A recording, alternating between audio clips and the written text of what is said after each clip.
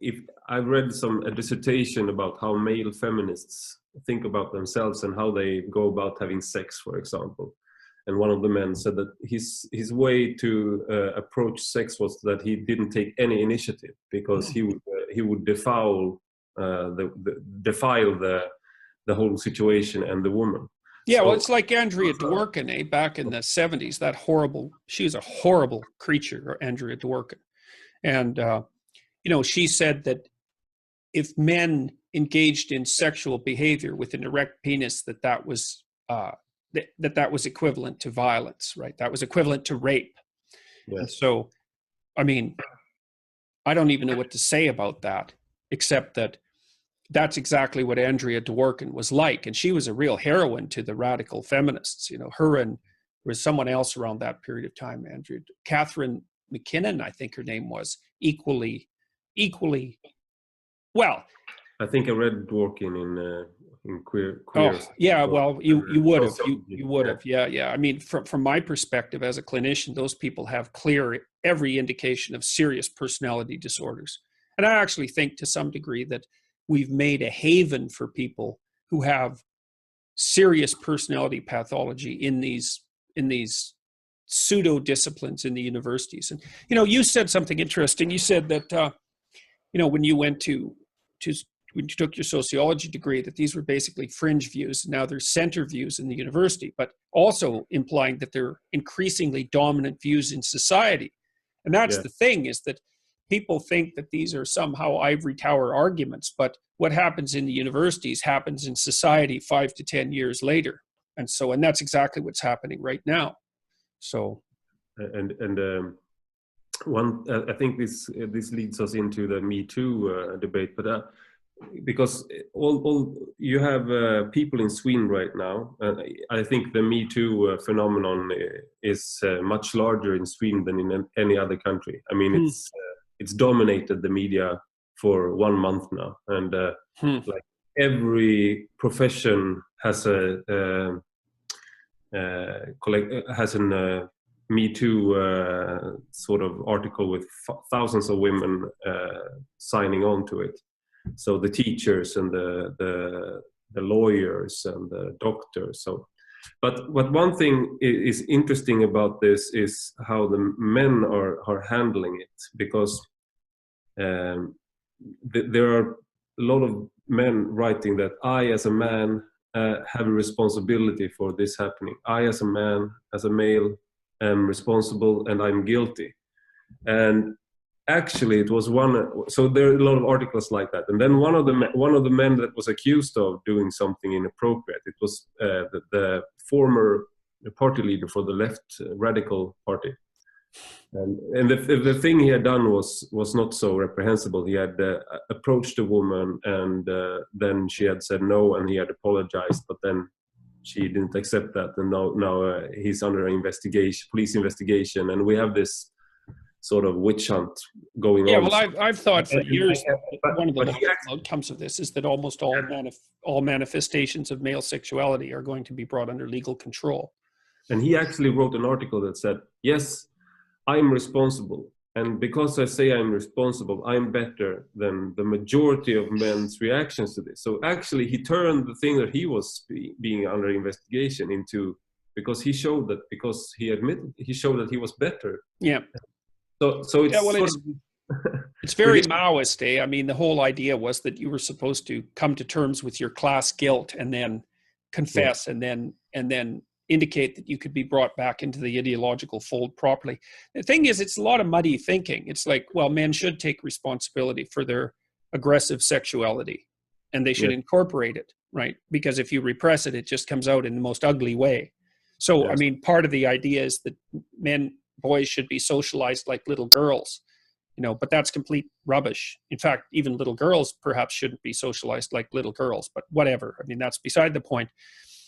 That aggressive capacity that's associated with sexuality, as well, as Freud pointed out so long ago, needs to be integrated within the personality so that it's under control, right? And then it's the hint of darkness, and it's the capacity for malevolence, but it's brought under civilized regulation. And so then you get to have your cake and eat it too, right? You can be strong and potentially dangerous and mysterious and all of those things that are definitely attractive, that are attractive features of men, not only to women, but also to other men. So you have to take responsibility for that. But that doesn't mean that you should identify yourself as the member of a guilty group because of a class-based accusation, right? That's just, you're not guilty as the member of a class. I mean, that's part of the reason that I've been pushing so hard against these postmodern neo-Marxist ideas, because one of their essential predicates is that you can be guilty as the member of a class. And that is, I don't know if there's a more dangerous idea than that. There might be, because, you know, there's a very large number of extremely dangerous ideas, but that one's up near the top. Yeah. It's happening to a great degree in the United States too, lesser so in Canada, but every day there's another, you know, slew of influential men who are being outed for their past sexual misbehavior. And, you know, and that's I don't have much to say about that, except that to use that as evidence for the group-based guilt of men as such. Yeah, well, whatever. It's going to get a hell of a lot worse before it gets better, I'm afraid. I think this is also, I would like to ask you about this as well, because as a man growing up in a country like Sweden, you have to, I would say that I think a lot of boys at least are confused what it means to be a man. And then you have these public figures, adult males, admitting to collective guilt and trying to be sort of the new male, which admits to guilt. Yeah, the feminist, the good man. And if you're the castrated fat tomcat of a man resting on top of the warm TV, whose what would you say, moral virtue consists in his harmlessness. Exactly. Sad. And what's what's the advice to give to, because what I see a lot of men trying to find their way and trying to find out what it means to be a man. And I think that's a lot of them turns to you and or a person like Jocko Willink that interviewed you, and because you're and why do you think that is? I mean, is it because it doesn't seem you're not sugarcoating life. You're not giving them. No, well, and the funny thing about, there's a couple of things that I'm doing that are different from what people usually do, you know. So in the last 20 years, the constant message to young people is self-esteem, feel good about yourself. It's like, I don't buy that. I think that you look at yourself in the mirror and you think, Jesus Christ, I could be a hell of a lot better than I am. Yeah. And so, and the thing is, there's nothing more complimentary to tell a young person than that. It's like, look at you, you're a wreck. Grow the hell up. There's so much more to you than you're manifesting that you can hardly imagine it. It's like, well, you think that's a criticism. It's like, no, it's not. It's a great compliment. It's like, look at how much more you could bring out into the world. Yeah. Get your aggression under control. Strengthen yourself. Like, take on some responsibility. See if you have enough bloody courage to tell the truth. Put your life together. Stop whining.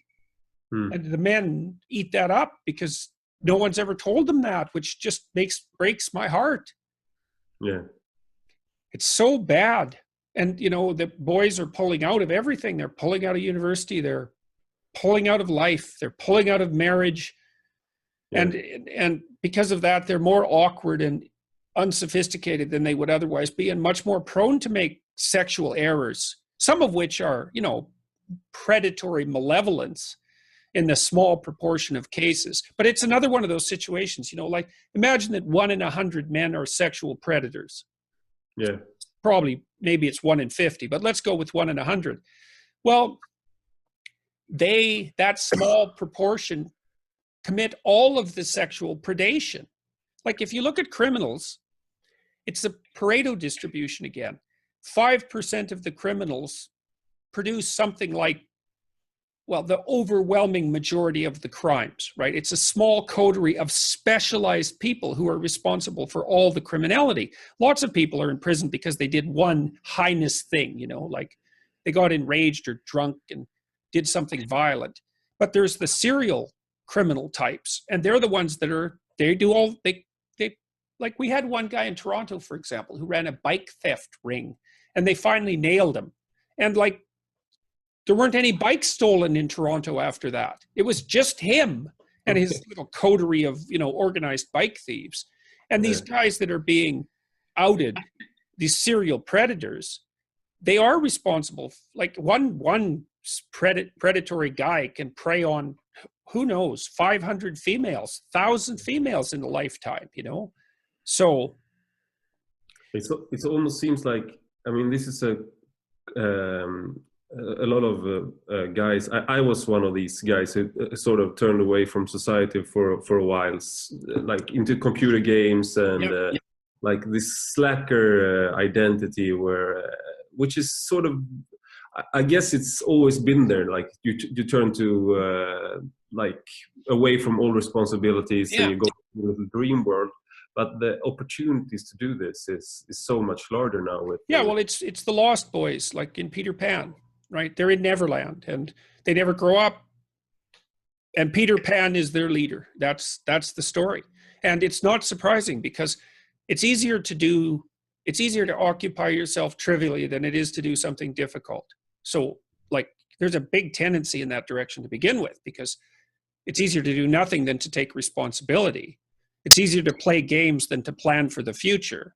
It's easier to be resentful and angry than it is to be, you know, to shoulder your vulnerability properly. And then when you add on to that, the idea that if you go out into the world and try to strive forward, that you're nothing but a predatory patriarch, then, well, it's just it's just the icing on the cake. You know, I had a friend who was like that. He pulled back from the world and because he believed that active masculinity was a pathological force, and he poisoned himself terribly because of that, and he committed suicide when he was 40. He hooked an a hose onto his exhaust pipe and gassed himself up in the mountains in Alberta.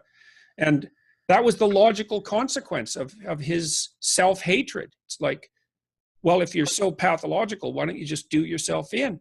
And hiding like that isn't, you know, it's not, that's obviously not the full-fledged manifestation of that, but it's, believe me, it's on the road. So, I've been talking to all these young guys. They come to my biblical lectures, for example, and the message is always the same. It's like, stand the hell up, get the hell out there in the world, take local responsibility, put yourself together, because there's nothing more dangerous than a weak man.